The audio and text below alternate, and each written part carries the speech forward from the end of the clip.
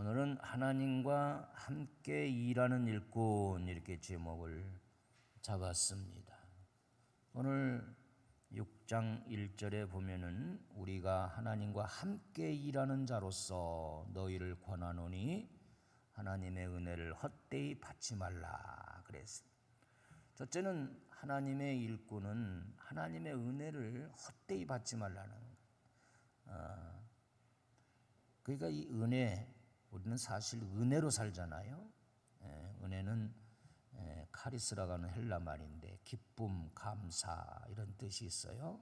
그러니까 은혜라는 것은 값없이 베풀어주는 어떤 혜택. 우리 사람은 서로 은혜를 나누고 은혜 가운데 사는 것이 행복입니다. 아멘. 저 사람은 참 은혜가 있어. 풍성하단 말이죠. 그러니까 우리는 하나님의 은혜를 헛되이 받지 말라는 것은 1절에서 그렇게 말을 했고 그것을 3절에서 해석을 해주는 겁니다. 우리 성경 3절을 보세요. 3절 시작. 우리가 이 직분이 비방을 받지 않게 하려고 무엇이든지 아무에게도 거리끼지 않게 하고 그랬어요.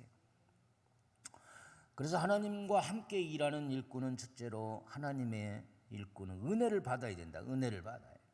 한번 따라합시다. 주여 은혜 주시니 감사합니다. 아멘. 뭐 성경에 다 은혜 받은 얘기지요.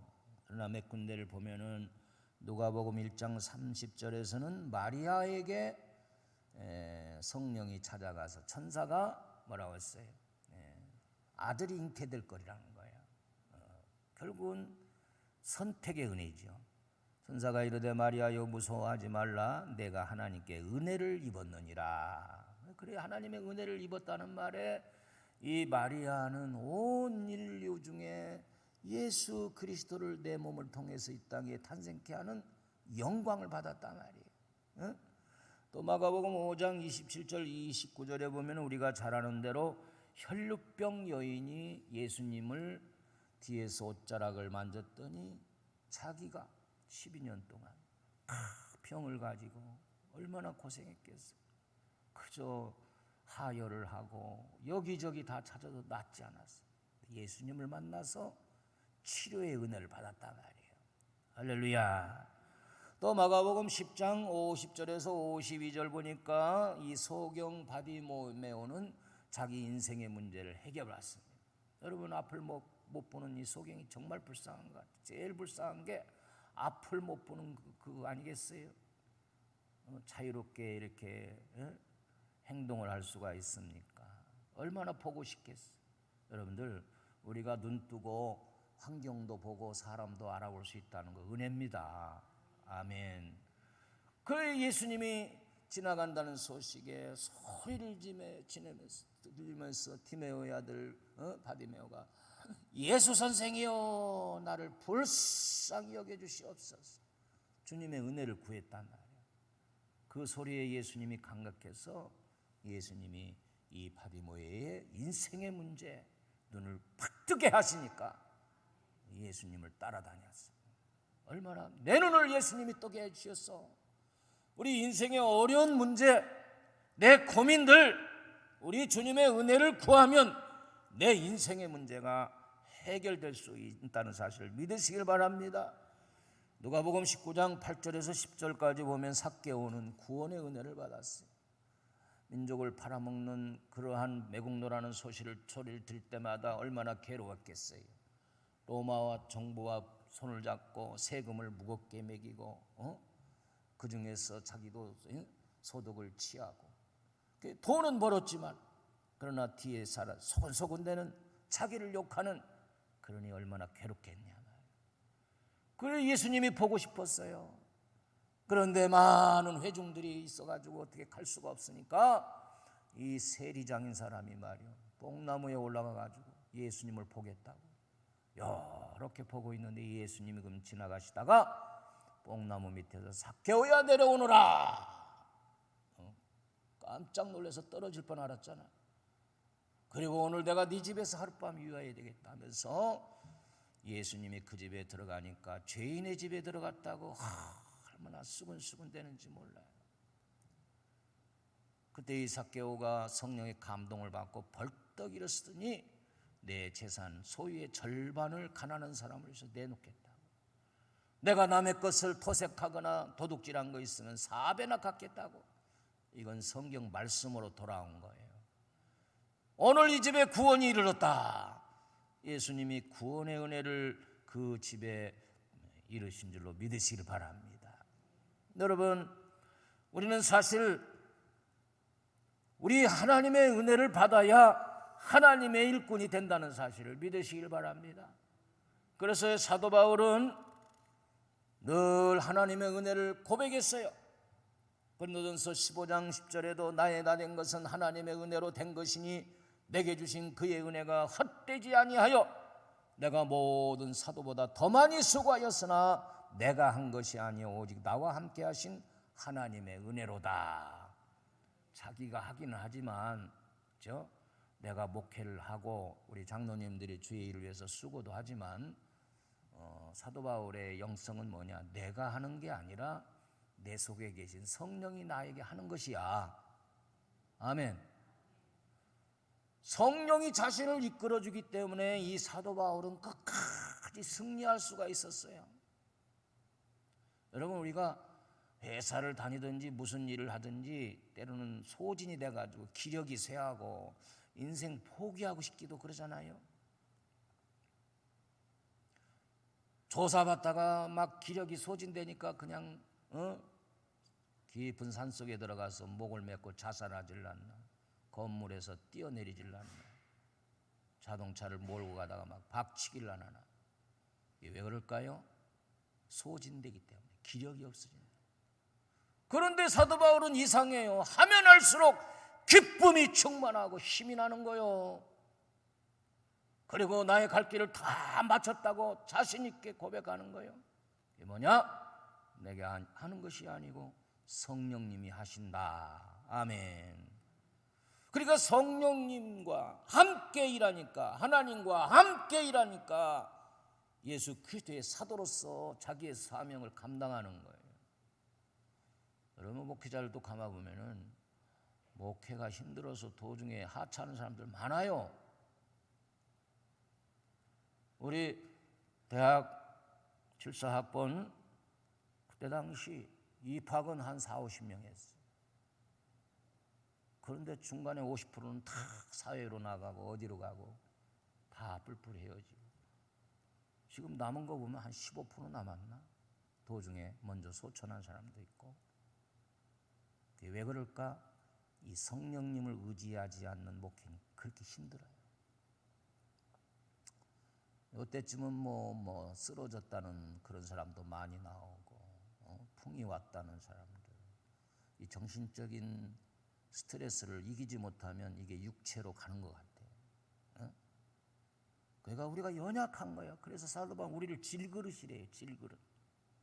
여러분, 이 질그릇은 그냥 땅에 놓치면 깨지는 거예요. 옆에서 조금만 건드려도 이게 흠이 가는 거예요.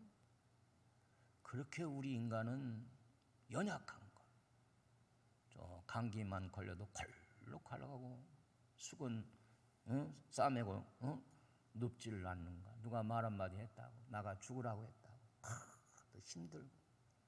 그러나 이 사도 바울은 나의 나란 것은 하나님의 은혜다. 아멘. 다시 말하면 성령이 그를 잡아주셨기 때문에 그는 승리할 수가 있었다는 거예요. 이게 비결입니다. 할렐루야. 여러분들이 그냥 무거운 짐 내려놓고 싶을 때일수록 무릎 꿇고 하나님 앞에 성령의 도움을 구하십시오. 그러면 또 다음날 아침 일어나서 힘이 나가지고 또 우리의 할 일을 하는 거 아니겠습니까?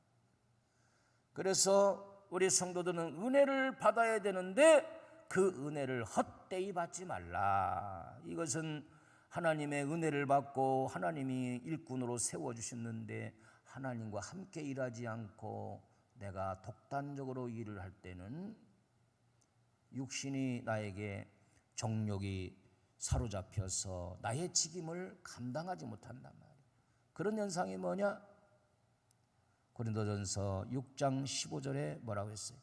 너희 몸이 그리스도의 지체인 줄을 알지 못하느냐? 내가 그리스도의 지체를 가지고 장녀의 지체를 만들겠느냐? 결코 그럴 수 없느니라.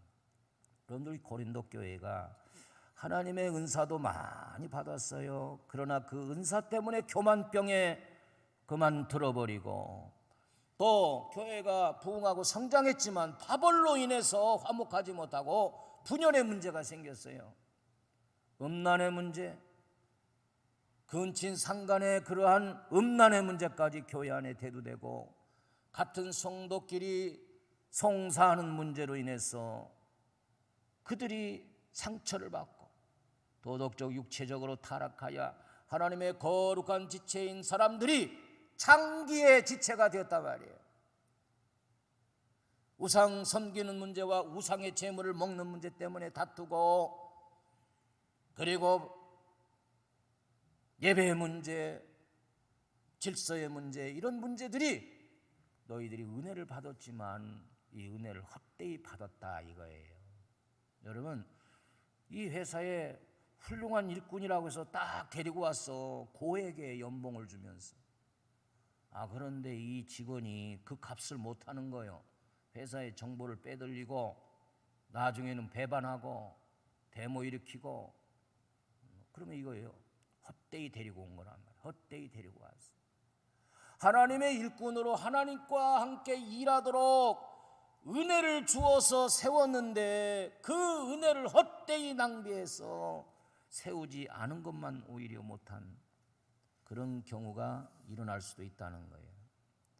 그래서 하나님과 함께 일하는 일꾼은 어떤 모습을 가져야 되느냐를 이 고린도 교회 편지를 통해서 교훈하시는 겁니다. 이 바울은 보면요, 첫째는 자기는 하나님의 은혜로 말미암아 예수 그리스도의 종이라는 이야기를 끊임없이 자신에게도 하고 고린도 교회뿐만 아니라 서신서마다 데살로니가 전후서만 빼고 다 기록을 했어요. 로마서 1장 1절 예수 그리스도의 종 바울은 그랬죠. 그 다음에 고린도전서 1장 1절 하나님의 뜻을 따라 그리스도 예수의 사도로 부르심을 받은 바울. 고린도후서 1장 1절 하나님의 뜻으로 말미암아 그리스도 예수의 사도된 바울. 갈라디아서 1장 1절 사람에게서 난 것도 아니요 사람으로 말미암은 것도 아니요 오직 그리스도 예수 그리스도의 수도와 그를 죽은 자 가운데서 살리신 하나님 아버지로 말미암아 사도된 바울은, 뿐만 아니라 에베소서 1장 1절에 보아도 하나님의 뜻으로 말미암아 그리스도 예수의 사도된 바울은, 빌립보서 1장 1절 그리스도 예수의 종 바울과 디모데는, 골로새서 1장 1절 하나님의 뜻으로 말미암아 그리스도 예수의 사도된 바울, 디모데전서 1장 1절 우리 구주 하나님과 우리의 소망이신 그리스도 예수의 명령을 따라 그리스도 예수의 사도된 바울은, 이건 자기가 자신을 향해서 많은 교회와 제자들에게 일꾼들에게 그렇게 말하는 거예요. 디모데후서 1장 1절에 봐도 하나님의 뜻으로 말미암아 그리스도 예수 안에 있는 생명의 약속대로 그리스도 예수의 사도된 나 바울은, 그리고 디도서 1장 1절에 디도에게 편지할 때도 하나님의 종이요 예수 그리스도의 사도인 나 바울이,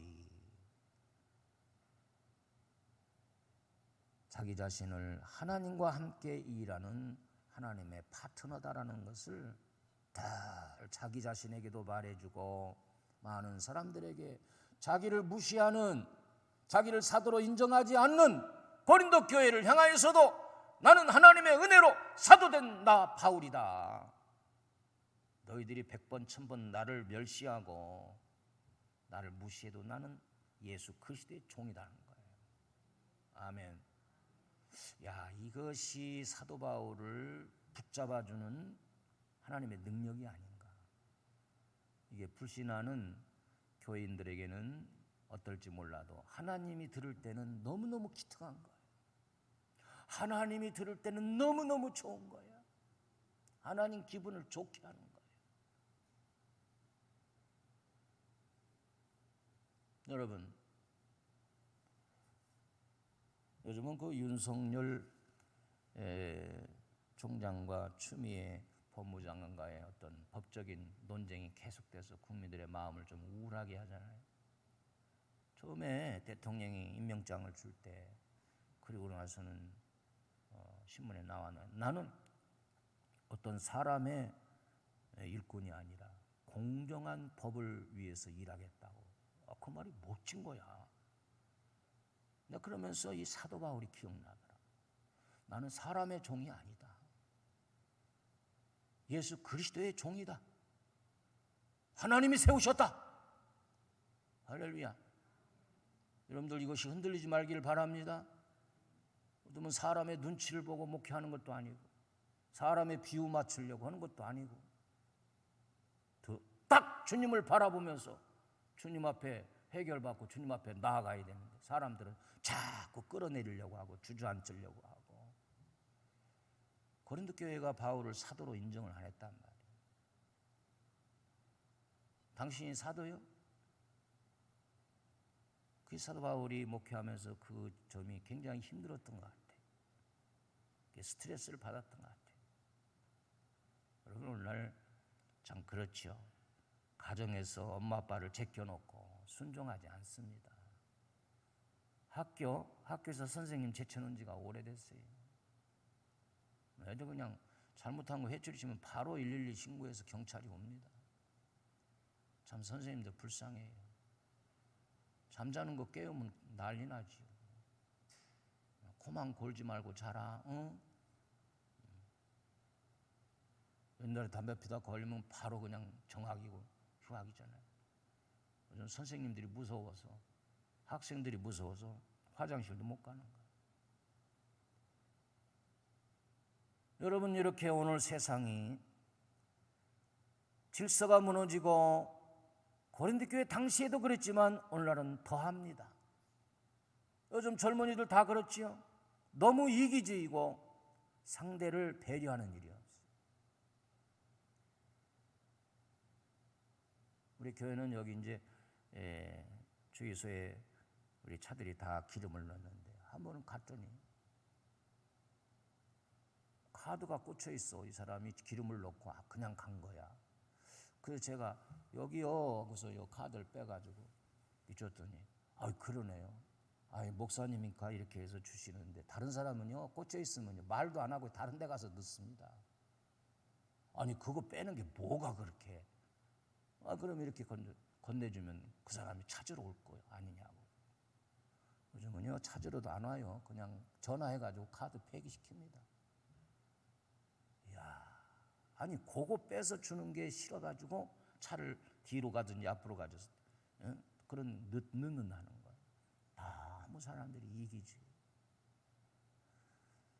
그런 세상에 우리가 하나님의 파트너로서, 하나님과 함께 일하는 동역자로서 우리가 은혜를 헛되이 받지 아니하고, 사도 바울이 권면하기를 환난과 굽힘과 많은 고난을 내가 받았지만은 그런 가운데서도 나는 많이 견디고, 왜?